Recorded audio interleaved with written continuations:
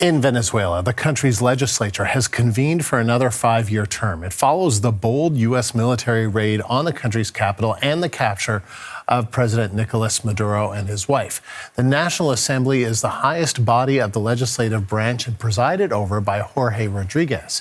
He has been president of the Venezuelan National Assembly since 2021, and he is the brother of Delcy Rodríguez, Venezuela's new leader. As we saw a few moments ago, she's now been sworn in.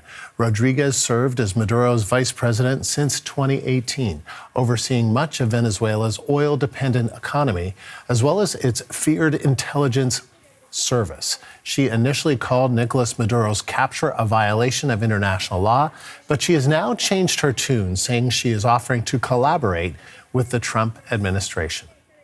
Since taking over from Maduro, Delcy Rodríguez has reached out to Donald Trump, striking a conciliatory tone. For more on what she's saying, we have an update from Manuel Rueda. He's a Venezuelan journalist currently working in Colombia's capital. Well, Rodríguez's swearing in is based on a ruling, an emergency ruling by Venezuela's Supreme Court that says that President Maduro is temporarily unavailable to fulfill his duties.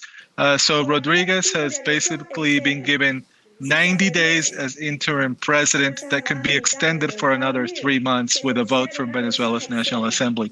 What she's saying, she's changed her tune towards the U.S. overnight, basically. So what she's saying now is that she's looking to establish a balanced relationship with the United States based on respects for both nations and wants to establish a broad agenda of cooperation. What will this agenda mean?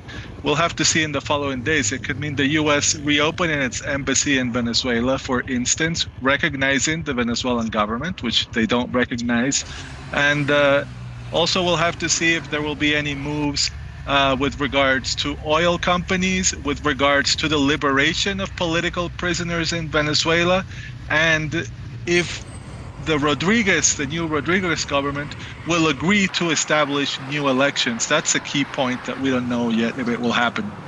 When Trump gave his press conference on Saturday after the attack and said he would be working with Rodríguez and not with opposition leader María Corina Machado, it was a pretty shocking development. It just made it look like the opposition has totally been sidelined. Machado, who was recently given the Nobel Peace Prize for her efforts to restore democracy in Venezuela, has been relatively quiet. She published a message a few minutes ago thanking President Trump for arresting Maduro and saying that liberty to Venezuela will come soon. But she is not.